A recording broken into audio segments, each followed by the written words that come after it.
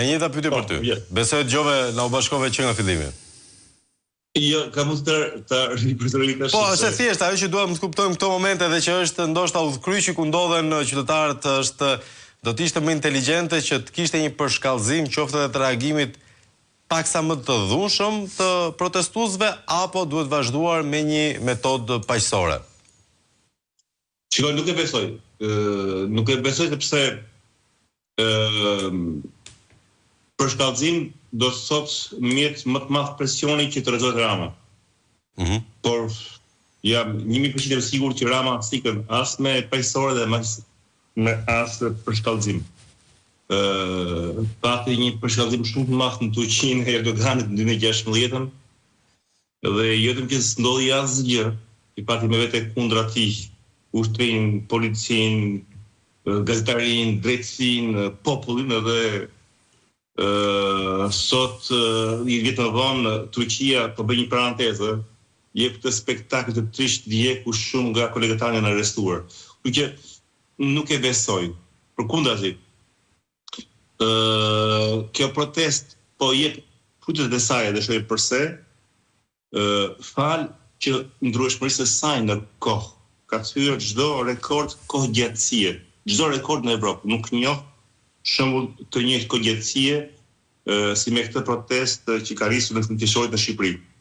Kohëgjatësia që dëshmëria i dha ndërkombëtarëve mesazhin që vërtet Rama striqet, por dhe këta nuk të rriqen.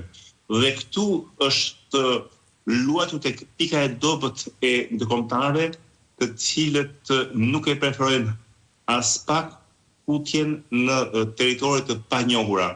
Kur zgjat kaq shumë një protest je detyrimisht në një territor të panjohur, sepse nuk di çfarë do të vonë dhe mundon dhe ajo që ti bëre pyetjen dhuna, një dhunë që ti s'e ke parashikuar që po mund të jetë një dhunë aksidentale dhe pastaj gjërat shkojnë shumë më keq. Pra kjo i ka detyruar ndërkombëtarët tani them shpesh të shprehje të vështrojnë për nga një plan B drejt Shqipërisë, nga një plan post Rama. Si është plani B post Rama?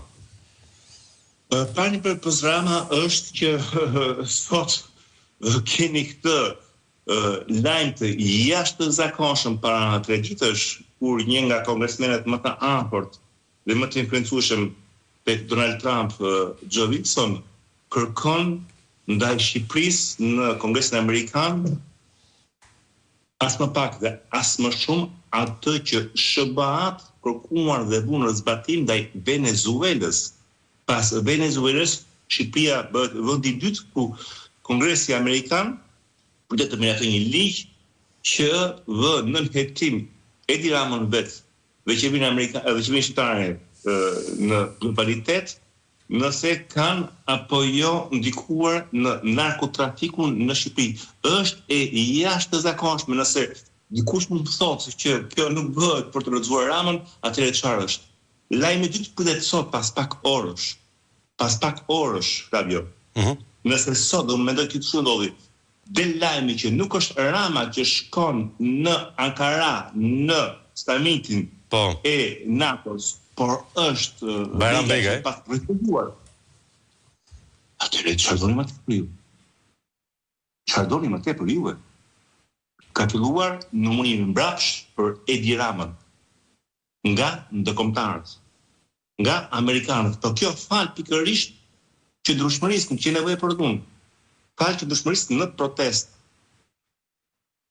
Astaj plani B është që nuk mund të ketë më të ardhmen me Edi Ramën, Fatima i ndërkombëtarëve, i miqve tanë, Fatima i amerikanëve është në stolin politik të rezervave në Shqipëri, i ka të gjithë pro amerikanë. Do ishte më keq do ishte më komplikuar që apo që Rama çdo ndodhi me BE-n, me zjerimin, çdo ndodhi marrëdhëniet me SBA, por nuk ka asnjë problem. Në Shqipëri, stoli i politikës, do të thotë protestën është plot dhe ekskluzivisht me pro-perëndimor dhe pro-amerikan. Ai që nuk dinë ndërkombëtarët ishte nëse kjo protest do të vazhdonte apo jo, nëse kishin bënë me disa të rinj të iluminuar, romantik, si ke Les Miserables të mirët e Victor Hugo's, që bën një javë, 2 javë protestë dhe pastaj kthehen në shtëpi. Por tani që kuptuan që janë vërtet shumë serioz të rinj.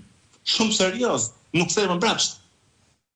Ka filluar tani përgatitja e planit të B. Është fillimi i fundit të Edi Ramës.